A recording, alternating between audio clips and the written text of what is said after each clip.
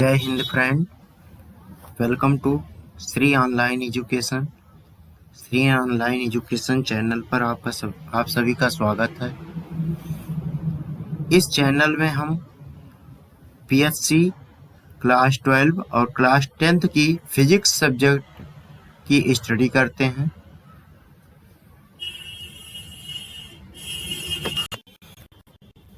पिछले वीडियो में हमने आपको बीएससी क्लास के सिलेबस के बारे में बताया था। उस सिलेबस की पहली यूनिट जो थी उसका नाम है पहली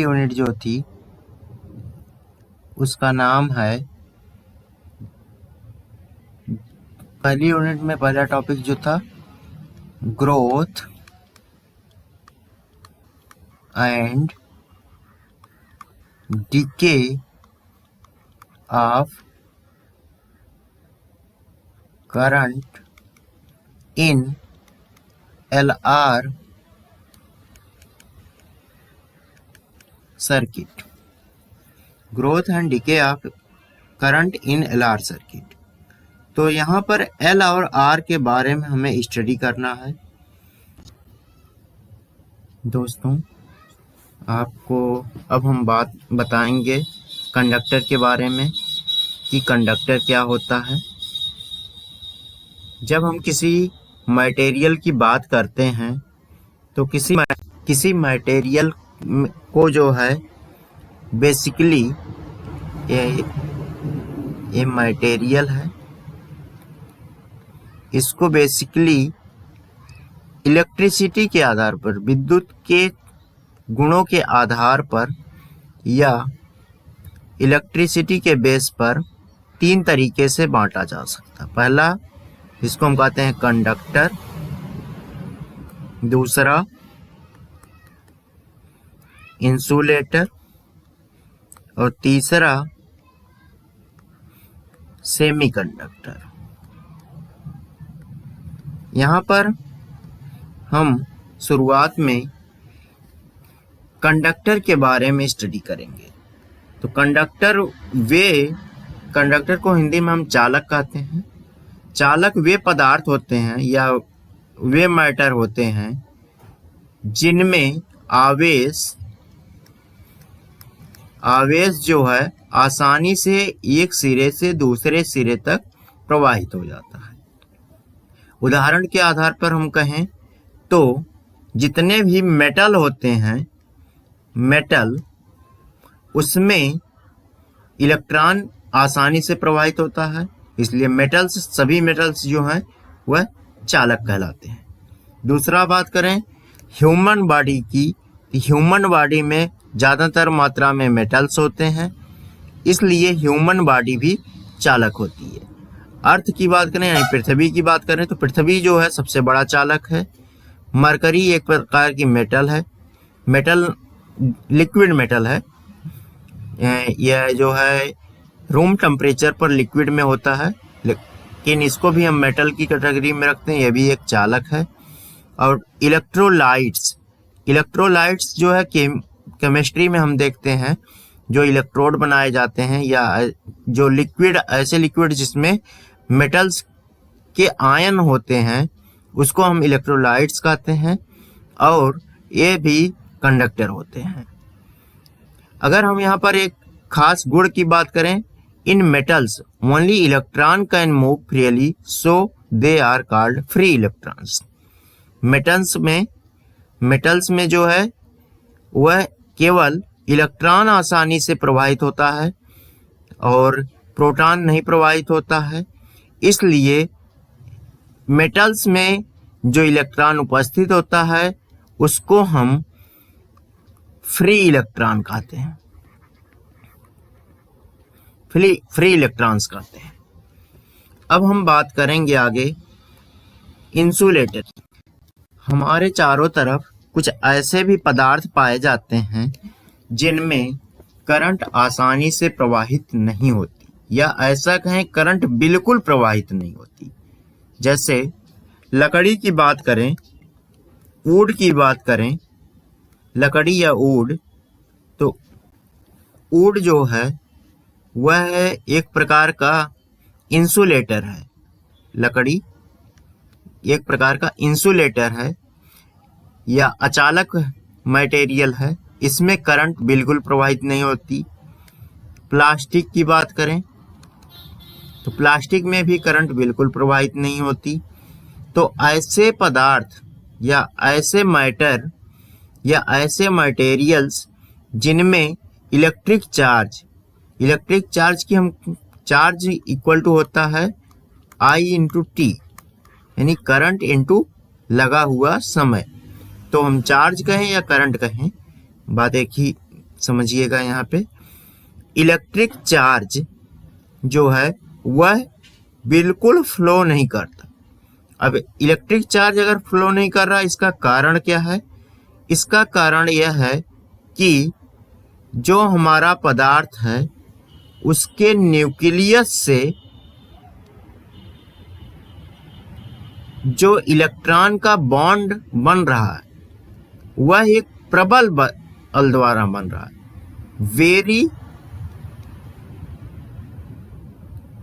वेरी स्ट्रांग फोर्स, यानी न्यूक्लियस और इलेक्ट्रॉन के बीच जो फोर्स लग रहा है वह बहुत ज़्यादा है।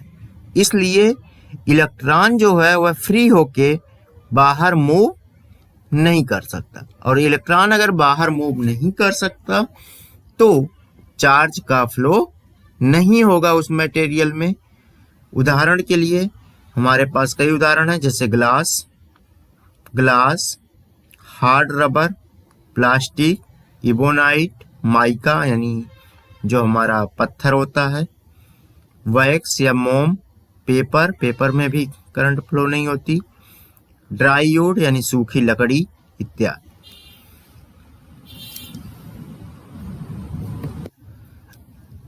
In insulator, electrons are tightly bound to the nuclei of the atoms. There are no free electrons carry current. अभी हमने बताया कि जो हमारा इंसुलेटर होता है उसमें कोई भी फ्री इलेक्ट्रॉन नहीं होता, जिसके कारण इसमें इलेक्ट्रिसिटी का प्रवाह नहीं होता या आवेश का फ्लो नहीं होता। Insulator are also called dielectrics. Insulator को हम एक और नाम से जानते हैं जिसको हम डाइइलेक्ट्रिक्स कहते हैं। डाइइलेक्ट्रिक्स यानी द्विध्रुव।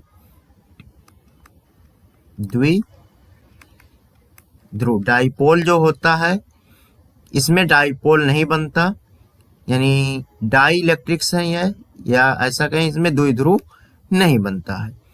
When the electric field is applied, induced charge appear on the surface of the dielectric.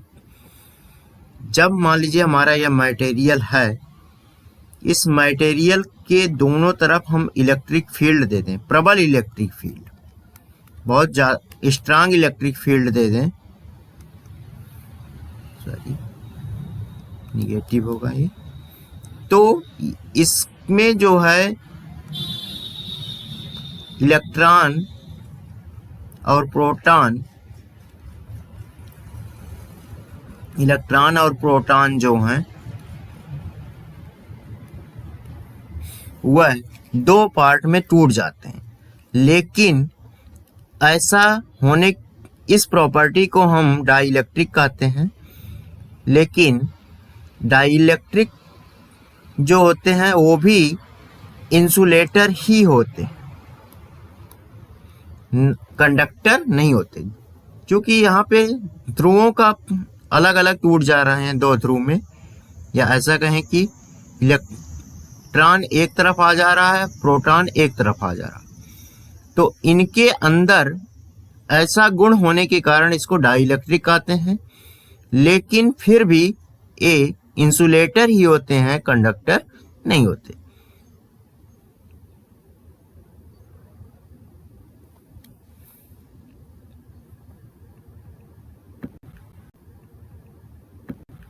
अब हम बात करेंगे इलेक्ट्रिक रेजिस्टेंस की।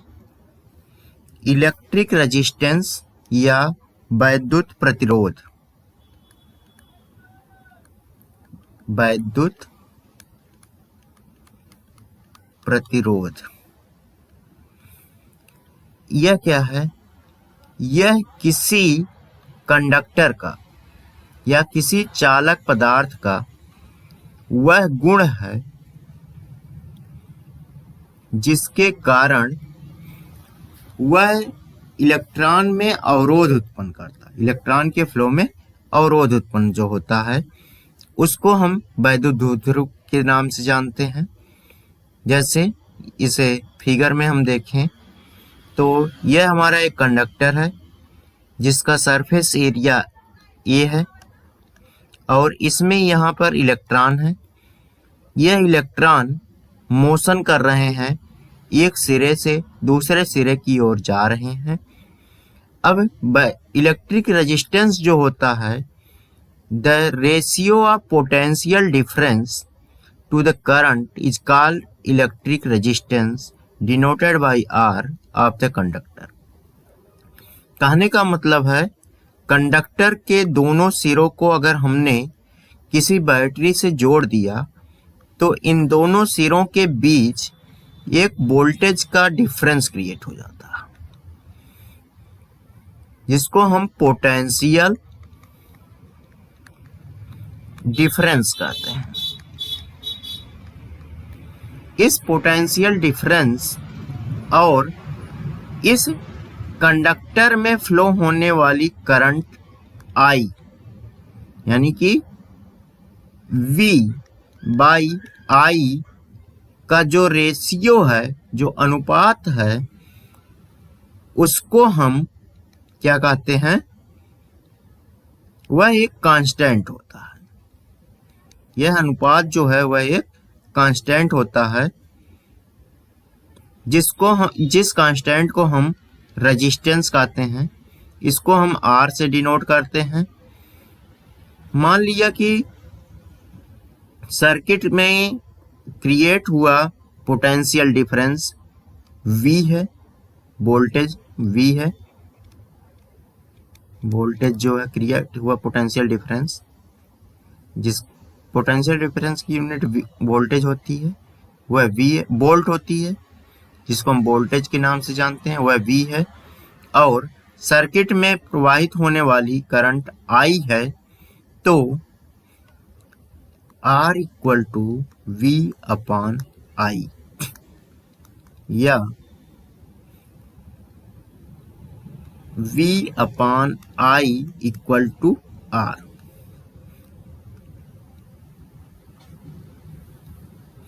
अब अगर हम यूनिट की बात करें तो यूनिट ऑफ रेजिस्टेंस R यह होता है ओम, ओमेगा या ओम,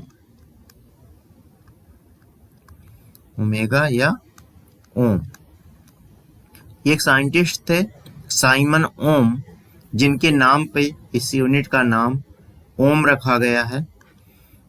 अब एक ओम क्या होता है? एक ओम बराबर होता है V वोल्टेज था, इसकी यूनिट हो गई वोल्ट, और I करंट थी, इसकी यूनिट हो गई एम्पियर। तो एक ओम बराबर 1 वोल्ट पर एम्पियर। डायमेंशन यानी बीमा की बात करें तो ओम की बीमा को हम इस तरीके से लिखेंगे, ये ओम है, ये वोल्ट उसकी वोल्टेज की यूनिट अपॉन एम्पियर की यूनिट। वोल्ट जो होता है वह जूल पर कूलाम होता है, जूल पर कूलाम, और एम्पियर एम्पियर से लिखते हैं। जूल को हम यहाँ से कूलाम की बात करें, क्यों? कूलाम जो है चार्ज की यूनिट है और कूलाम बराबर होता I इंटू टी। चार्ज बराबर I into T equal two volt upon ampere. Om equal two volt upon ampere. Volt को हमने लिखा जूल पर कूलाम, जूल पर कूलाम, और एम्पियर को एम्पियर रख दिया। तो हमको क्या मिला? हमको मिला joule upon coulomb. Coulomb charge की यूनिट है और चार्ज बराबर होता है आई इंटू टी। तो कूलाम्ब इक्वल टू हो गया ampere second. Coulomb equal two ampere second. तो यहां लिखते हैं एम्पियर सेकेंड अपान एम्पियर। तो ए हो गया हमारा joule upon ampere square second, और जूल होता है newton metre. Newton metre upon ampere, पहले से था एम्पियर स्क्वायर, और सेकेंड एम्पियर सेकेंड। तो यहां से हमको मिलता है न्यूटन कहते हैं बल का मात्रक होता है जिसकी विमा होती है एम एल टी पावर -2, और मीटर की विमा होती एल अपान एम्पियर जो है वह आप खुद विमा है, ए से डिनोट होती है, और सेकंड की विमा होती है टी। तो टोटल बीमा जो हमको मिली वह मिली M L power 2 L power 2 T power -3 A power 2। A T यहाँ आएगा तो पावर -3 हो जाएगी, और ए यहाँ पे आएगा ऊपर तो इसकी पावर -2 हो जाएगी।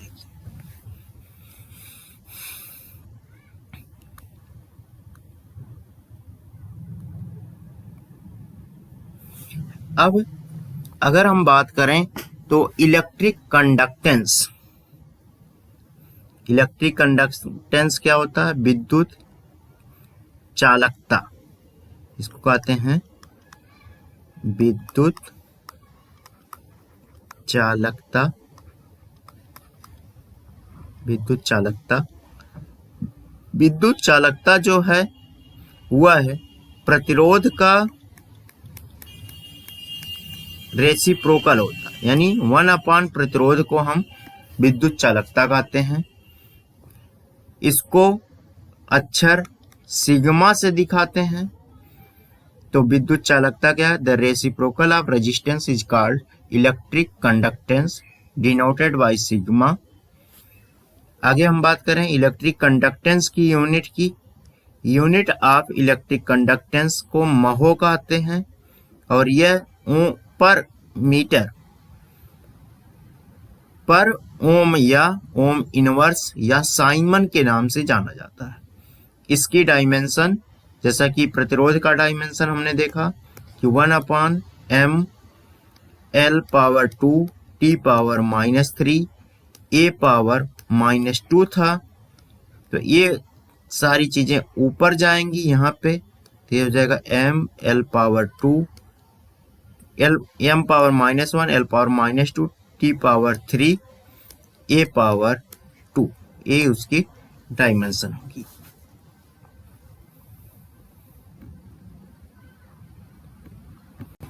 अब एक साइंटिस्ट थे या एक फिजिसिस्ट थे जिनका नाम था जॉर्ज साइमन ओम।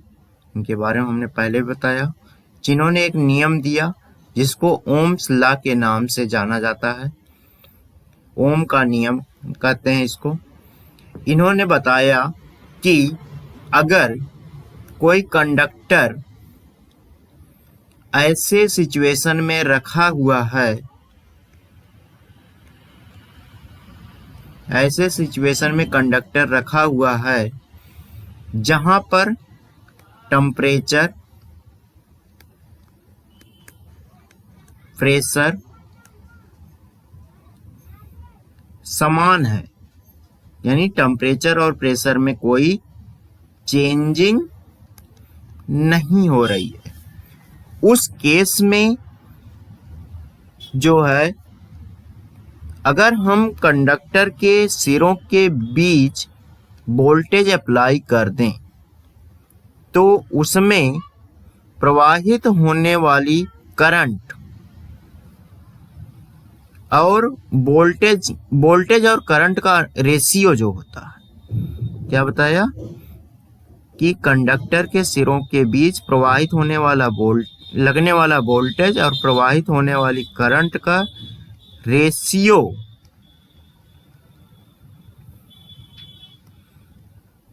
एक कांस्टेंट होता है। ये उन्होंने बताया, किसने? ओम्स महोदय ने।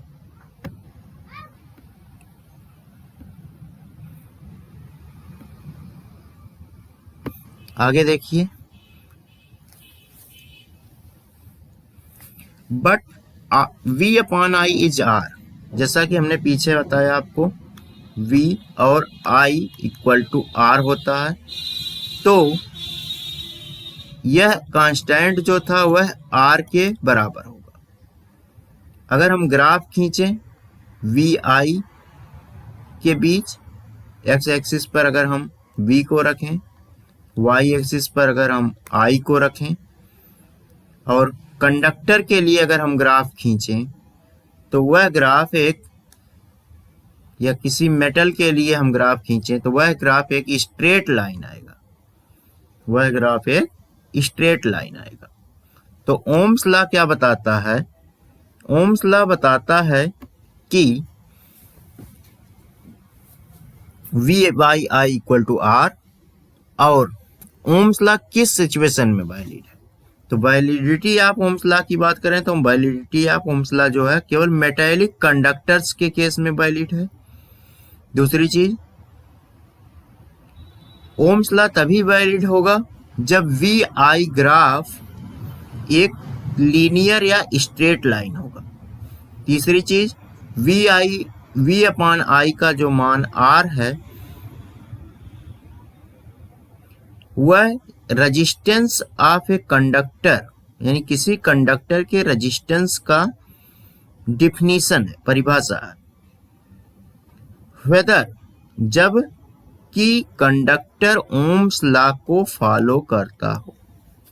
कहने का मतलब है कि जिस सिचुएशन में V by I equal to R होगा, उस सिचुएशन में किसी कंडक्टर के लिए ओम्स लॉ वैलिड होगा। और यहां से हम R की डिफिनीशन निकालें तो if I equal to 1 ampere, V equal to 1 volt, तो R इक्वल टू 1 ओम। कहने का मतलब 1 ओम वह प्रतिरोध है जो किसी कंडक्टर के सिरों के बीच 1 वोल्ट पर एम्पियर का रेशियो क्रिएट करता है।